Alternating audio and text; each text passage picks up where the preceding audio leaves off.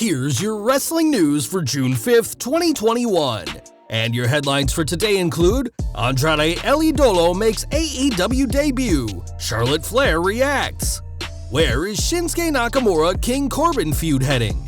Is WWE killing the best storyline on SmackDown? Does WWE even care?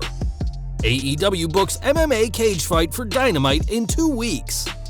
Details on Aleister Black's backstage issues, real reason behind his release. Why Jon Moxley is out of action indefinitely. Asuka might have leaked big WWE secret. Backstage details on Lana's creative plans and work ethic prior to WWE release, and more.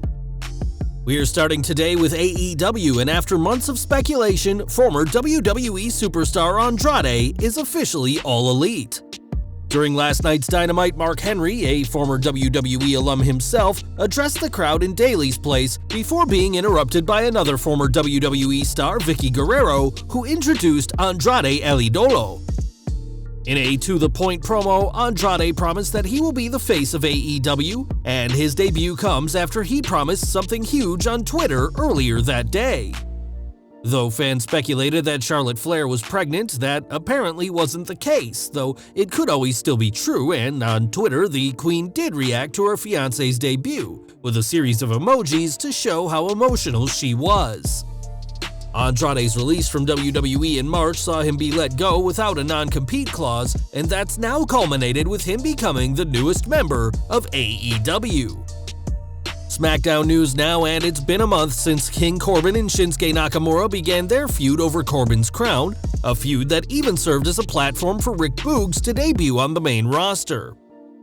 Though the feud was entertaining at first, it's now run its course, as the pair seem to be merely exchanging victories and trying to grab the crown with little substance to the storyline. This week was Corbin's turn to win and reclaim the crown, though Boogs tripped him, allowing Nakamura to level the King with a kick and reclaim the crown.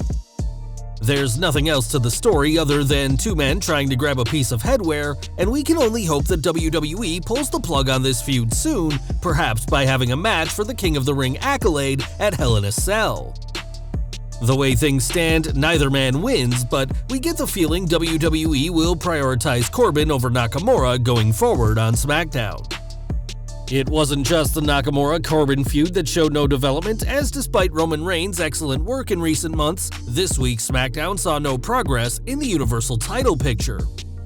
Cesaro was nowhere to be seen this week, an odd move considering it's rumored he'll be facing Reigns at Hell in a Cell in under 2 weeks, whilst Seth Rollins had an interview which lasted a few seconds.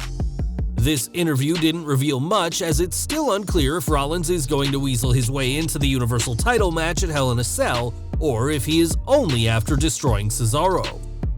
As for the Tribal Chief, he was preoccupied with the Usos and the SmackDown tag titles, and though he impressed as usual, the Universal Champion should have bigger problems to deal with. In short, Cesaro should have been on SmackDown, and if WWE wants him to headline Hell in a Cell and build him up as a credible challenger after already losing to Reigns at WrestleMania Backlash, it doesn't make sense for him to miss this week's show. More from AEW, and a huge fight is coming to Dynamite.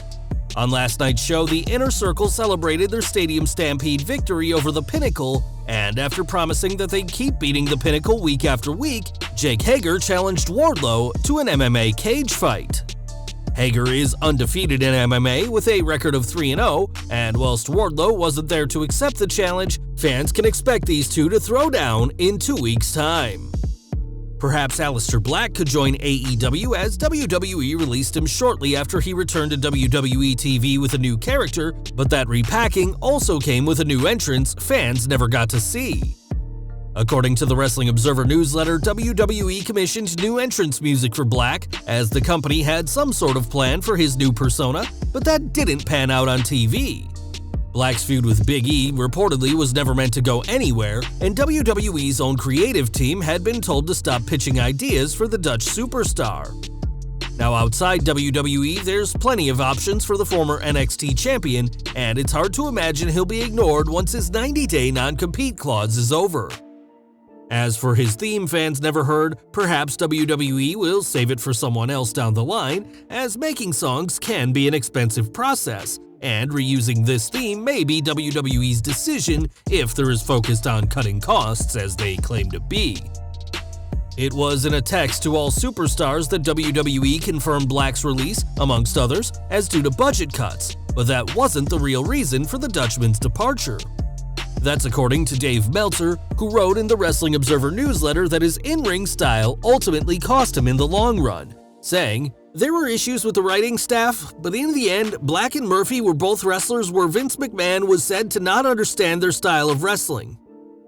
In a post-release Twitch stream, Black refuted the idea that McMahon had decided to release him, saying they had a good professional relationship.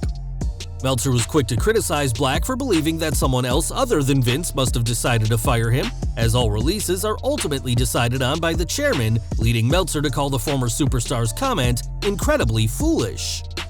Meltzer noted that it's unclear if this cut will affect WWE's attempts to bring back his wife Thea Trinidad, aka Zelina Vega, but if she does indeed return, she'll not be working alongside her husband. If Aleister Black does join AEW, now is the right time to do it, as the company will be going without one of its top stars for the foreseeable future. Jon Moxley took quite a beating at Double or Nothing, and now the former world champion is out indefinitely. During the pay-per-view, Moxley took several BTE triggers before losing his World Tag Team title match with the Young Bucks, and the brothers continued their assault on him prior to this week's Dynamite. It was on last night's show that Excalibur said that Moxley is out of action indefinitely after the attack from the Bucks, and it's unclear when he'll return. It's unclear why Moxley has been given this time off, but the general consensus is that he can spend more time with his wife, Renee Paquette, as the pair prepare to welcome their baby daughter into the world. Moxley will be back one day and aiming for revenge, but for now, Eddie Kingston will have to go it alone as he continues to feud with the Bucks. Now, it's been confirmed that SummerSlam 2021 will take place on Saturday, August 21st, but the location of the show remains a mystery. In the past, it's been reported that WWE wanted Allegiant Stadium in Las Vegas, which is why the show was moved from Sunday to Saturday, as the stadium will be hosting Manny Pacquiao's return to boxing against Errol Spence Jr. on the Sunday. With that said, it's also been reported that WWE doesn't like the idea of being a distant second to the boxing match, and now Asuka may have accidentally spoiled where SummerSlam will go. On Twitter, the former Raw Women's Champion tweeted a photo of Allegiant Stadium with a shocked emoji, as it appears WWE will be heading to Las Vegas after all. It's known that WWE has been planning on hosting SummerSlam in an NFL stadium, and possible suggestions have included the Hard Rock Stadium in Miami, SoFi Stadium in Inglewood, California, and Allegiant Stadium in Las Vegas. It's interesting that WWE would choose this stadium, as they won't be the hottest ticket in town. And whilst the location will be confirmed during the Belmont pre-show on NBC today, Asuka may have already spoiled the surprise. And we're ending today with more news from WWE's recent releases, as Lana was one of 6 superstars cut by WWE earlier this week as part of budget cuts by the company. Joining WWE in 2013, Lana improved incredibly as a character and a wrestler before her departure, which explains why her release has been so shocking. In a report from Sean Ross Sapp of Fightful, it's noted that Lana leaving is being seen as a blow to the company, as he writes, "If Lana didn't have anything going on, it wasn't for lack of her trying. We've heard several stories about how she and Naomi would follow up about their creative and constantly try to ensure they were doing something." The report goes on to add that Lana's path in WWE could have been much different before plans changed in recent months. There were significantly different plans for Lana earlier this year before Charlotte's return, but we are told that Vince McMahon personally assured her that wouldn't be the end of the Lana character and they'd have more for her. Charlotte Flair's return last December saw her replace Lana in a women's tag team title match that would eventually be won by Flair and Asuka, but it seems things could have been much different for the ravishing Russian.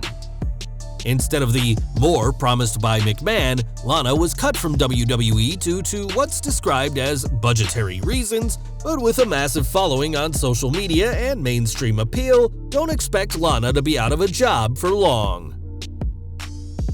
Well guys, that's our news for today. Please share your comments below.